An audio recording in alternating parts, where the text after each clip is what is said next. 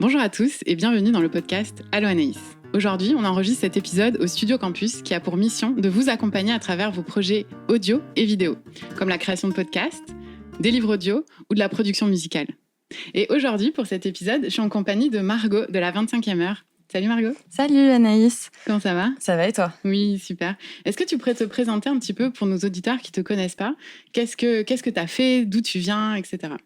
Ok, donc je m'appelle Margot, j'ai 25 ans, je suis idéatrice et la cofondatrice de la coopérative 25e heure. Je suis arrivée à Montréal en février 2020 et j'ai commencé à lancer le projet 25e heure en juin 2020. Et la coop existe depuis quelques mois, novembre 2021. Exact, ouais, c'est tout récent. Hein. C'est ça, ouais, c'est un petit bébé là encore. On essaye de la faire grandir comme il faut, mais elle a la chance d'avoir 1 an et demi de background, donc c'est cool. Exact. Et alors la coop 25e heure, qu'est-ce que c'est ? Dans le fond, il faut voir ça comme une agence de communication bien classique. La seule chose que nous, on fait en plus, c'est qu'on finance et on réalise les supports de communication de projets éco-responsables et communautaires grâce à des appels à projets. Donc, il y en a 3 à 4 par année, où il y a 3 projets qui ont la chance d'être sélectionnés pendant un appel à projet. D'accord. Et de voir donc, tous leurs supports de communication financés et réalisés par les membres de la coop. D'accord, donc l'appel à projet, donc il y a, admettons, des entreprises qui s'inscrivent sur ton site internet et qui espèrent avoir en fait la chance d'être, on va dire, produit ou avoir sélectionné voilà, ouais. Par votre entreprise. Et ça, c'est offert, c'est un service que vous offrez gratuitement ?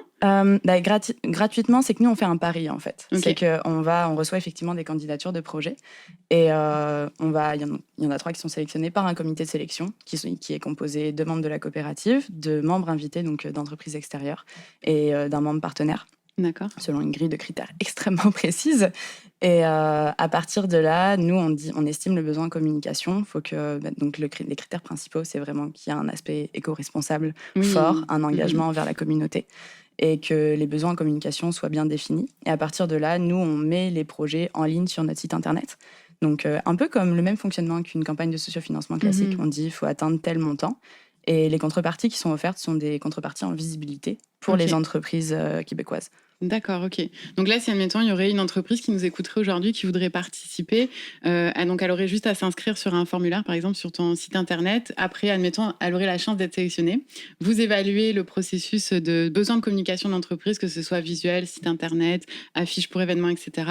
Et en fonction des besoins, c'est là où vous faites un appel, un sociofinancement, c'est ça ? Exactement. Pour ce projet-là, d'accord. Ok. Et nous, le plus, contrairement à une campagne de sociofinancement classique, c'est qu'on accompagne les porteurs de projets. Donc, on les supporte dans comment on va chercher des commanditaires. Et nous, de notre côté, on a aussi une base de données de commanditaires, d'entreprises commanditaires intéressées qu'on va contacter et qu'on va mettre en relation avec les porteurs de projets. Où là, ils vont pouvoir pitcher leurs projets lors d'événements de réseautage. Ah, c'est hyper intéressant. Et le lien, en fait, dans tout ça, c'est l'aspect vraiment écologique et éco-responsable. Oui, et communautaire. L'impact positif qu'on va avoir sur la société et sur l'environnement en général. D'accord. Et ça, c'est vrai que c'est pas forcément toutes les entreprises qui pensent avoir un impact positif. Comment, admettons, quelqu'un qui viendrait te voir et qui pense, admettons, qui a un bon projet, mais qui est pas trop sûr de correspondre à tes critères, qu'est-ce que tu leur dirais ? Ça dépend de la nature du projet en tant que tel. C'est que, par exemple, un projet qui va me dire « je veux concevoir un nouveau produit », comme il a un concept. Puis là, on va lui dire « ouais, mais comme les matières que tu vas utiliser… » c'est lesquelles, la fabrication, où elle va se faire. Puis nous, à partir de là, on peut aussi lui recommander des entreprises partenaires avec lesquelles on est. Le réseau d'économie sociale et solidaire à Montréal et au Québec est très, très serré. Oui. Donc, on a l'occasion aussi de les référer auprès de ces partenaires-là. Mais aussi, parce que nous, on a lancé le projet parce qu'au niveau de la communication, il n'y a encore rien qui est trop fait pour la communauté, si, mais pour l'environnement, c'est très, très difficile d'avoir un impact positif sur l'environnement. C'est vrai, hein ? Avec les supports de communication, que ça soit le papier, que ça soit le web, tout le monde pense que, OK, il n'y a pas de papier, donc c'est éco-responsable. C'est vrai, hein ? Pas du tout, ça consomme une masse d'eau incroyable. Tous les serveurs qu'il faut, c'est ça. Mais c'est vrai que même toi, tu vas développer mon site internet. Je fais affaire avec vous pour développer mon prochain site internet, donc il sera disponible très bientôt. Et en fait, même, tu m'as conseillé un hébergeur éco-responsable. C'est ça. Et ça, c'est vrai que tu m'as ouvert l'esprit par rapport à ça. Je savais pas du tout que c'était possible. Alors oui, effectivement, je savais que les serveurs, ça génère beaucoup d'énergie, beaucoup de chaleur, mais je savais pas qu'il y avait comme des hébergeurs plus éco-responsables. Donc franchement, c'est quand même assez cool. Et ils plantent des arbres aussi. C'est ça. Ce que tu m'avais dit. Ça, exactement.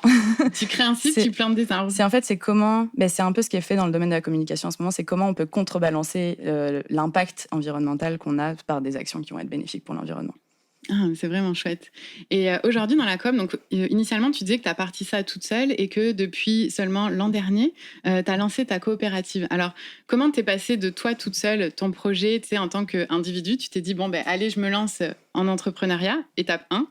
Étape 2, je me lance en coopérative, parce que c'est pas tout le monde quand même qui fait ça, tu sais, il faut quand même, c'est fédérer des gens autour de toi, c'est quand même énorme.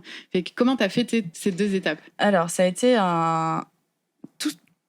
j'allais dire, c'est un gros processus, mais en fait, pas tant que ça, parce que c'est venu assez naturellement. C'est que quand j'ai lancé le projet, moi, la réflexion de base, c'était « Ok, je quitte une job en événementiel pendant la pandémie. » Donc, voilà, tout le monde connaît le contexte, là. Ouais, c'est ça. Et à partir de là, c'est comme... J'ai toujours eu l'habitude de travailler avec des structures dans le domaine communautaire qui n'avaient absolument plus d'argent à ce moment-là. Donc, j'étais comme « Ok, mais moi, je veux pas faire une croix sur mes valeurs, parce que c'était vraiment le problème que j'avais dans les entreprises que j'avais fréquentées avant. C'est comme, t'es pas toi qui choisis la stratégie qu'opère l'entreprise dans laquelle tu travailles. T'es très peu sollicité en tant qu'employé, généralement. C'est pas le cas de tout le monde, là, mais... Et donc là, j'étais en... OK, comment je peux faire pour justement rejoindre cette cible-là avec laquelle j'aime travailler en mettant de côté le problème de l'argent. Et là, je me suis dit, bah oui, mais il y a des entreprises qui ont les moyens d'investir dans ces projets-là, qui ont des moyens pour investir dans la communication et qui ont aussi un fort besoin de développer leur visibilité, parce qu'on le sait, avec la pandémie, il y a eu un afflux massif des entreprises, et des grosses entreprises qui ont vraiment des moyens sur le web. Donc le référencement, la publicité sur les réseaux sociaux est devenu juste un champ de foire incroyable. Et les algorithmes ont été modifiés à ce moment-là pour justement privilégier les entreprises qui ont de la monnaie. Et ouais. Donc, c'est devenu un peu compliqué. Donc, on s'est dit, OK, on va lier tous ces problèmes-là ensemble. Donc, moi, je fais de la stratégie. Le truc, c'est que quand tu fais de la stratégie, après, il faut produire. Et ouais. Donc, à partir de là, moi, si tu me demandes de faire un logo, je vais le faire, mais ça va C'est pas être le même résultat. Ouais. Donc, c'est pour ça que j'ai choisi de m'entourer de personnes. Et ces personnes-là, je les ai rencontrées vraiment au fur et à mesure. Il n'y a pas eu de période de recrutement où c'est comme au fur et à mesure des rencontres, des événements dans lesquels je me suis trouvée sur les réseaux sociaux. C'est vraiment comme, par exemple, l'illustrateur motion designer qui est maintenant président de notre coop. Ouais. J'ai vu son travail sur LinkedIn et je me suis dit, OK, il faut qu'on travaille ensemble. Je lui ai envoyé un message, il m'a dit, je suis down, on se rencontre. On s'est rencontrés le lendemain, il était dans le projet. Ouais. Ah, trop bien. Et tout s'est fait vraiment de cette manière-là. Donc au départ, on était une entreprise individuelle, dont j'étais la responsable, reliée par des contrats d'entente avec d'autres travailleurs autonomes, donc concrètement de la sous-traitance. La manière dont on opérait, c'est comme vraiment le fonctionnement d'un collectif. Donc c'est que tout le monde était sollicité pour les décisions, etc. Le truc, c'est que légalement, j'avais encore cette responsabilité de c'est moi qui, si jamais demain je veux la mettre à l'envers à tout le monde, je peux le faire en fait. Ok, ouais. Et ça me va pas. Parce que ça correspond pas à tes valeurs. Pas du tout. Puis j'ai aucune envie de gérer des gens dans la vie aussi. C'est vraiment c'est pas... ça, ouais. Non, mais c'est un bon point que tu soulèves, hein, parce que c'est vrai que quand tu es entrepreneur, à un moment donné, tu te poses la question à savoir, est-ce que j'embauche ou est-ce que je continue à sous-traiter? Et c'est pas évident, parce que c'est vrai qu'après, tu dois gérer des gens. C'est pas pareil que de gérer des contrats, tu vois. Donc c'est un super point. C'est vraiment très, très... la limite est difficile, puis c'est surtout que moi, je crois vraiment au modèle horizontal, au fait que les gens soient responsabilisés et la responsabilité, ça s'apprend. Ça vient pas de manière innée. Il y en a pour qui c'est le cas, comme ils vont être beaucoup plus à l'aise dans la prise de décision, mais je pars du principe que tout le monde peut être responsable et que s'ils n'ont pas les connaissances au départ, il faut leur apporter. Et à partir de là, on s'est dit, OK, on n'a pas une forme juridique qui nous donne cette possibilité-là d'être vraiment horizontale. Et en plus de ça, du fait qu'on gère de l'argent, c'est comme avec les campagnes qui sont faites pour les projets, il faut quand même avoir une structure qui donne confiance aux entreprises qui voudraient commanditer des projets. Le collectif n'en a aucune. Donc, c'est comme juste quelque chose d'assez flou là, qui parle à personne.